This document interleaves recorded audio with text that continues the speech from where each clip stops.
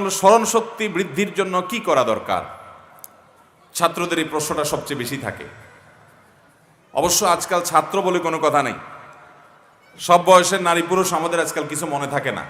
এই মনে না থাকার অন্যতম একটা কারণ হলো আমাদের এই ব্রেইনটাকে আমরা শত শত বেহুদা কাজে এঙ্গেজ করে ফেলছি, ঠিক না বেঠিক? মোবাইল ফোন, ফেসবুক, ইউটিউব সহ এত সব বেহুদা কাজ আমরা করি। এক একজনের ফেসবুকে ফ্রেন্ড লিস্টে 5,000 মানুষ। 5,000 বন্ধু যদি কারোর থাকে, এই লোকের জীবনে আর কিছু কাজ করাই তো সম্ভব না। এই বন্ধুর হক আদায় করতে করতে তো শেষ। এক বন্ধুর পোস্টে লাইক দেন নাই কেন, সে নাখুশ হয়ে গেছে। আরেক বন্ধু বললো আমার বিরুদ্ধে পোস্ট, সেখানে তুমি লাইক দিলা কেন, সে নাখুশ হয়ে গেছে।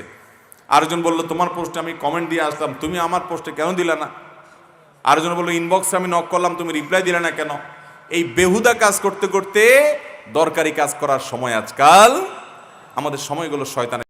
এবং ফেসবুককে যদি আপনি নিয়ন্ত্রণ করতে না পারেন, তাহলে এটা ব্যবহার করাই আপনার জন্য জায়েজ নাই। এই মোবাইল ফোন যদি আপনাকে ডাইরেক্ট বানিয়ে ফেলে, আপনার সময় নষ্ট করে ফেলে, তাহলে এটার কারণে বরং আল্লাহর কাছে আপনার জবাবদিহি করা লাগতে পারে। বিধায় এগুলো থেকে বেঁচে থাকতে হবে। যাই হোক, স্মরণ শক্তি বৃদ্ধি হওয়ার জন্য সর্বপ্রথম যে আমলটার কথা বলবো সেটা হলো তাকওয়া, আল্লাহর ভয়, হারাম কাজ থেকে বেঁচে থাকার প্রবণতা। এটা আপনার মধ্যে যদি খুব বেশি আনতে পারেন, তাহলে আপনাকে আল্লাহ রাব্বুল আলামিন স্মরণ শক্তি বৃদ্ধি করাবেন, এলেম দান করবেন, জ্ঞান দান করবেন। আল্লাহ বলেছেন ওয়াত্তাকুল্লাহা ইউআল্লিমুকুমুল্লাহ, তোমরা আল্লাহকে ভয় করো, আল্লাহ তাআলা তোমাদেরকে এলিম দান করবেন। সাহাবা একরাম নবী করিম সাল্লাল্লাহু আলাইহি সাল্লাম থেকে হাদিস শুনতেন। তারা যেভাবে মনোযোগ দিয়ে হাদিস শুনতেন, মনে হতো কোনো মরা কাঠ বসে আছে, পাখি এসে তাদের মাথার উপরে বসতে পারবে, এইভাবে মনোযোগ দিয়ে হাদিস শুনতেন। এবং তাদের দীর্ঘ হাদিস নবী সাল্লাল্লাহু আলাইহি সাল্লাম থেকে একবার শুনতেন, পুরোটা মুখস্থ হয়ে যেত।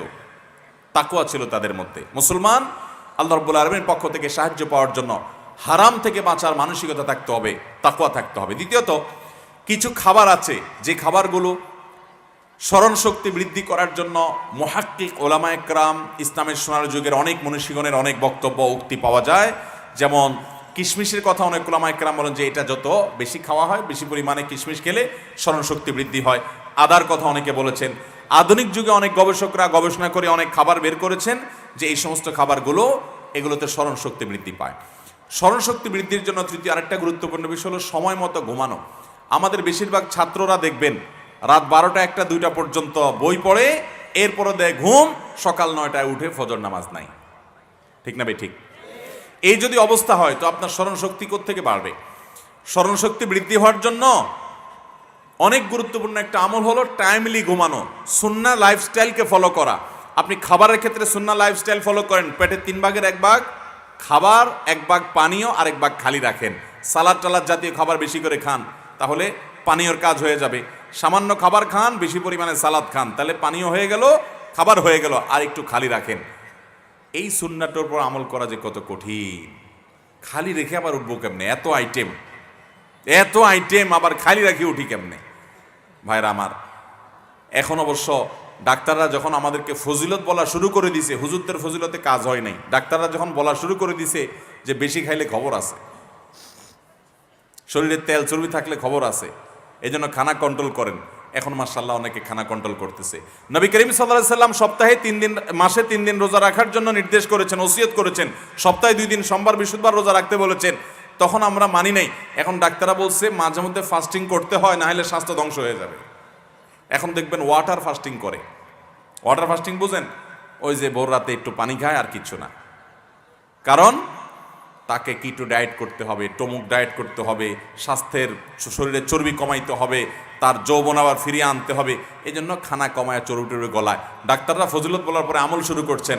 আর আমাদের নবী সাল্লাল্লাহু আলাইহি ওয়াসাল্লাম 1.5 বছর আগে বলে রেখে দিয়েছেন, সুন্নাত মানার মধ্যে কল্যাণ আছে, উপকারিতা আছে, না মানাতে ক্ষতি আছে, কোনো সন্দেহ।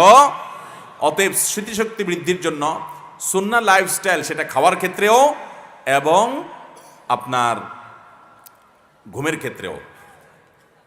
আমরা এই যে করোনার সময় যখন ডাক্তাররা অনেকে বলতে শুরু করলেন, অনেক গবেষকরা আমাদেরকে জানালেন যে রাতের 10টা থেকে 2টা পর্যন্ত এই টাইমের ঘুমটা মানুষের শরীরে ইমিউন সিস্টেমকে স্ট্রং করে, রোগ প্রতিরোধ ক্ষমতাকে বৃদ্ধি করে। তখন মাশাআল্লাহ অনেকেই দেখবেন যে করোনার সময় তাড়াতাড়ি রাত্রে শুয়ে যেত, কারণ মরার ভয়ে করোনা ধরে ফেলবে, মরে যাবে, এই জন্য তাড়াতাড়ি ঘুমায় যেত। আর নবী করিম সাল্লাল্লাহু আলাইহি সাল্লাম সেই 1450 বছর আগে আমাদেরকে বলে গেছেন, রাতে এশার পরে আর কোনো আলাপ সালাপ না করে খুব দ্রুততার সাথে শুয়ে পড়ো, যাতে করে তুমি রাতভর ঘুমাতে পারো। রাতভর ঘুমালে কি হবে? মানুষের ব্রেন সতেজ থাকবে, মানুষের স্মৃতিশক্তি বৃদ্ধি পাবে, সুস্থ থাকবে, শরীরে রোগ প্রতিরোধ ক্ষমতা বৃদ্ধি পাবে। এখন এত রোগ, এত হাসপাতাল দিন দিন বাড়তেছে, কিন্তু রোগীর সংখ্যা কমতেছে না, রোগীর সংখ্যা দিন দিন আরো। বাংলাদেশে মানুষের সংখ্যা, জনসংখ্যা দিন দিন সে হারে বাড়ছে না, যেই হারে হাসপাতালের সংখ্যা বাড়ছে। জনসংখ্যা কিন্তু আস্তে আস্তে কমছে, আমাদের প্রেডিকশন বলছে আরো কমে যাবে, অথচ হাসপাতালের সংখ্যা বাড়ছে, কিন্তু হাসপাতালে রোগীর ভিড় কমছে না, রোগীর ভিড় দিন দিন আরো বেড়ে চলেছে। এর অন্যতম একটা কারণ হলো আমরা সুন্নাহসম্মত লাইফস্টাইল পরিহার করেছি ভাইরা আমার। সেজন্য সুন্নাহসম্মত লাইফস্টাইল গ্রহণ করবো তো ইনশাআল্লাহ। রাতে তাড়াতাড়ি শুয়ে পড়বেন। এই মোবাইল ফোন আমাদের জানের শত্রু হয়ে গেছে। 12টা-1টা পর্যন্ত দুই হাতে মোবাইল ধরে টিপতে টিপতে, মোবাইলের মোনাজাত করতে করতে আমাদের ঘুম আসে না। কিন্তু ফজরের সময় যখন উঠা দরকার, তখন দেখা যায় যে আর ঘুম ভাঙে না, শয়তান তখন ঘুম পাড়ায় দেয়। রাতের প্রথম প্রহরে তাড়াতাড়ি ঘুমায় পড়বেন, ভোরে উঠে পড়ালেখা করবেন। এদেশে যে হেফজখানা মাদ্রাসাগুলো আছে, আপনাদের এলাকায় হেফজখানা মাদ্রাসা আছে না নাই? একটু যায় দেখেন ছাত্ররা কখন পড়ে, জানেন? হাফেজ ছাত্ররা কখন পড়ে? এই 30 পারা কোরআন হাফেজ ছাত্রদের, মাত্র 7 বছর 8 বছরের পোলাপান, তাদের বুকে 30 পারা কোরআন আছে। আপনি চেষ্টা করে দেখেন তো 30 পারা তো দূরের কথা, 2 পারা মুখস্থ রাখতে পারেন কিনা? এই ছেলেরা, আপনি দাঁড়ায়া বলবেন 30 পারা শুনায় দাও। অনেক হাফেজ আছে আপনাকে সকালে ফজরের পরে দাঁড়াবে, রাত 10টা-11টা পর্যন্ত এই পুরো টাইম পড়তে থাকবে, মাঝখানে শুধু নামাজ পড়বে আর খাবে, ইস্তিনজা যাবে, টয়লেটে যাবে, আর পুরো টাইম পড়ে যাবে। 30 পারা একটানা শুনায় দিবে। পৃথিবীতে যদি কিছু আশ্চর্যজনক বিষয় থাকে তার ভিতরে এটা একটা, যে এত বিশাল বড় গ্রন্থ, এত বিশাল বড় বই, আল্লাহর কালাম কোরআনে কারীম, এটা এই ছোট ছোট বাচ্চারা মুখস্থ করে ফেলে এবং তাদের স্মৃতিতে সারা জীবন তারা ধরে রাখে। রমজানের তারাবিতে আপনারা দেখেন দাঁড়ায় 30 পারা তারা শোনায় দেয়। এই যে মিরাকল তাদের মধ্যে, এর মূল রহস্যের বিষয়টা কি জানেন? অন্যতম একটা, এটা তো কোরআনের জীবন্ত মুজিজা, এর একটা বিশেষ রহস্য এটাও যে এই শিক্ষার্থীরা, হাফেজরা মাদ্রাসাগুলোতে রাতে বেশি রাত করে পড়ে না, এশার পরে দ্রুততার সাথে তারা শুয়ে পড়ে, ওই ভোর রাতে উঠে যায়, তখন উঠে পড়ে। আপনি 2-4 দিন পরীক্ষা করে দেখেন, রাতে তাড়াতাড়ি ঘুমায় পড়েন, 6-7-8 ঘন্টা ঘুমান ভালো করে, ফ্রেশ হওয়ার পর ফজরের আজানের পরে উঠে যান। উঠার পর আপনি ওই ভোর রাতে একটু পড়তে বসেন বই নিয়ে, দেখবেন মাইন্ডটা কত ফ্রেশ, যেটা পড়বেন ওইটাই গেঁথে যাবে। স্মৃতিশক্তি ধরে রাখার জন্য এই সুন্নাহ লাইফস্টাইলে কোনো বিকল্প নেই। সেই সাথে অহেতুক বেহুদা কাজ ছেড়ে দিতে হবে। যত ফালতু কাজ ছাড়বেন তত বেশি স্মৃতিশক্তি আপনি ধরে রাখতে পারবেন। এখন আপনার মাথা কত কিছুতে এঙ্গেজ করবেন আপনি, আপনার ফেসবুক, আপনার ইউটিউব, আপনার টুইটার, আপনার টিকটক, আপনার ইমো, আপনার হোয়াটসঅ্যাপ, আরে বাপরে বাপ, এত কিছুর হক আদায় করতে করতে ইমোতে 10টা নোটিফিকেশন এসে আসে, হোয়াটসঅ্যাপে 15টা নোটিফিকেশন এসে আসে, ফেসবুকে 20টা এসে আসে, তারপরে আপনার ইউটিউব চ্যানেলে 20টা 50টা নোটিফিকেশন এসে আসে, একটা একটা করে চেক করলেন, এগুলোর হক আদায় করলেন। মা বাপ ভাই বোন, খাওয়া দাওয়া, কাজ কাম, পড়া লেখা, নামাজ রোজা, সেগুলো তো আছেই। এর বাইরে এই ফালতু ব্যস্ততা যদি এত থাকে, তো আপনার ব্রেন কাজ করবে কোত্থেকে? আল্লাহ তাআলা আমাদেরকে অনর্থক এবং বেহুদা কাজগুলো থেকে বেরিয়ে আসার তৌফিক দান করুন।